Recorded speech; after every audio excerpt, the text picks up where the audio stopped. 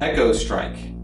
Draw 3 community cards and place in neutral area. Choose one of the draw cards and use as a bonus play. So a bonus play means I'm going to get to play an entire another turn, starting with the move phase, and if there's a faction phase, we'll play those as well. So here's what we do. We're going to draw 3 cards.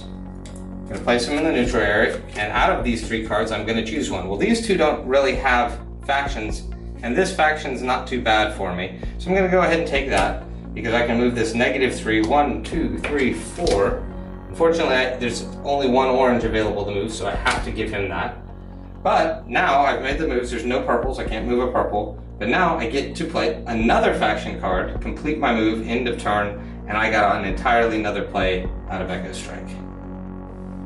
Thanks for watching the video. For more news and updates from the Master of Wheels team, just subscribe to us below.